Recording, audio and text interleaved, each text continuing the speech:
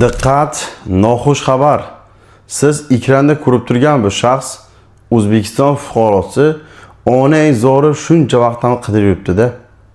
Ushbu videoni bir marta oxirigacha ko'rib, ona zori so'zlarini tinglang-da. Oğlum hemen.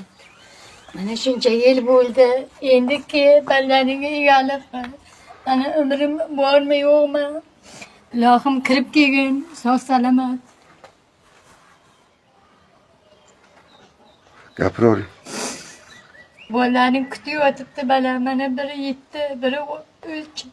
Mana katta bo'lib qoldi. Ilohim kirib kelgin, sog' salomat. Shuncha umrim bormi yo'qmi? Aka-ukalar, ushbu videoga befarq bo'lmasdan tarqatib qo'ying.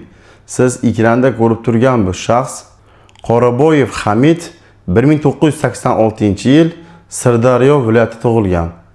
Rossiyaga ishlash maqsadida kelgan 2019-yil dekabr oyidan boshlab hech qanday aloqaga chiqmagan.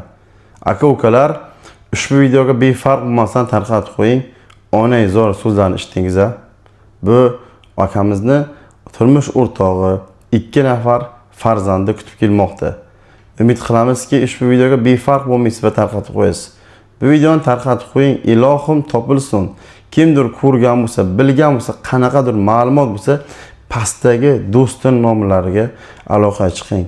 Mana shu yo'qolgan odamning do'sti bor ekanki, bir oydan beri aloqada. Aka, iltimos videoni chiqaring deganlik sababli ushbu video chiqdi. Umid qilamizki, bu videoga befarq bo'lmasdan tarqatib qo'yasiz. Hot qanaqadir ma'lumot bo'lsa, pastdagi nomlarga aloqaga chiqing. Videorolik oxirida esa musofirlar uchun foydali bo'lgan reklama. Sizning manzil metro Tulskaya 2-vaqtdan chiqib sirasi 10 qo'lga burilib shu yerga kelasiz. Bu yerda Targoviy sentr kорабль joylashgan, mana shu baland domi ostida. Bu kорабльga esa o'ng tomondagi podzemkadan o'tib kirib boramiz. Ichkariga to'g'ri kirib borsangiz, Sberbankning oldida biz topasiz. Bu yerda biz nima ish qilamiz? SNILS, biometriya, gos uslugi, sim karta hamda bank kartasi beramiz.